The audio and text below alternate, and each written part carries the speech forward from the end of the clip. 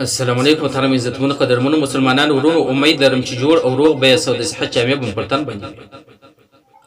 ښځه ډېر په اسانه باندې جنت ګټی سي او نارینه یې په اساني باندې نسي ګټلی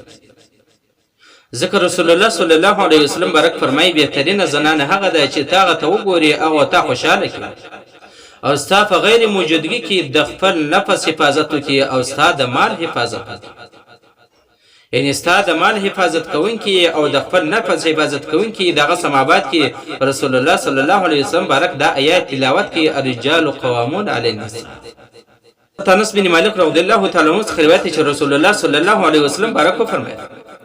کومه زنانه چې پنځه وخته فرض منځ ادا کړي د رمضان مبارک د میاشتې روژې ونیسي او د خپل خاوند حکم ومني هغه حکم ته غاړه کښېږدي بیا چې د جنت د کومې دروازې څخه دا داخلېدنګ وغواړي دا به داخله شي یعنې د رمضان مبارک د میاشتې روژې نیسي فرض لمونځ کوي د شرمګاه حفاظت کوي د خاوند حکم مني دغه څلور صفات په دغه زنانه کې رالو دا چې د جنت د کومې دروازې څخه داخلېدل وغواړي دا زنانه باید د جنت د هغه دروازې څخه دننه ولاړه شي جنت ته به ولاړه شي. حضرت عبدالله بن مسعود رضی الله تعالی عنہ څخه روایت دی چې نبی کریم صلی الله علیه وسلم بارک فرمایي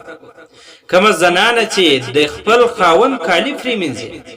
په دغه کالو پرېمنځنګ باندې به د دې دپاره زر نیکۍ الله تعالی ولیکي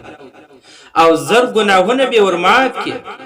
او پر کومو مخلوقاتو چې لمر راخیږي دا ټوله به د دغه زنانې دپاره د مغفرت دعاګانې کوي د دې دپاره به د مغفرت طلب کوي او د دغه زنانې به زر درجې په جنت کې الله تعالی ور بلندې کې صرف د خاوند کپړې پرېمنځي ها چې چیرې دغه زنانه زباندرازه نه وي بیا به دا د جنت ته کومې دروازې څخه ننوتل وغواړي دا به ننوځي ځکه رسول الله صلی الله علیه وسلم بارک فرمایي کومه ښځه چې زباندرازه وي په خپله ژبه باندې خپل خاوند زیروي د قیامت په ورځ باندې به د دغه زنانې ژبه اویا ګزه وي او دغه به د څټ تر شا دغه غوټه ورکول شوې وي د دې ژبې ته د شا د خوا به دغه ژبه په ځړېږي. حضرت ابوبکر صدیق رضی الله تعالی عنہ څخه روایت دی چې نبی کریم صلی الله علیه وسلم بارک فرمایي کومه زنانه چې په خپل ژبه سره خپل خاوند ته تکلیف رسوي خپل خاوند ته ضرر رسوي خپل خاوند ته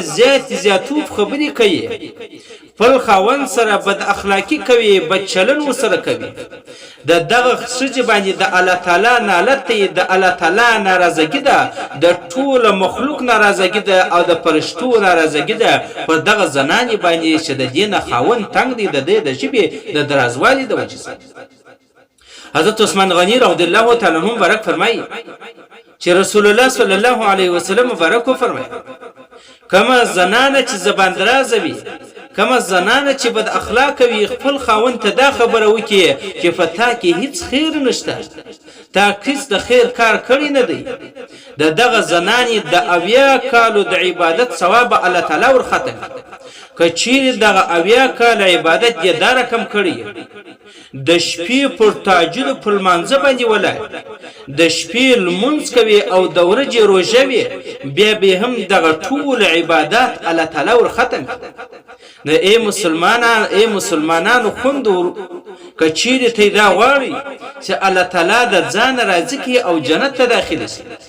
د خپلو خاوندانو و حکم ته غاړه کښېږدئ د الله او د رسول د حکم مطابق د هغه سره زباندرازي مه کوئ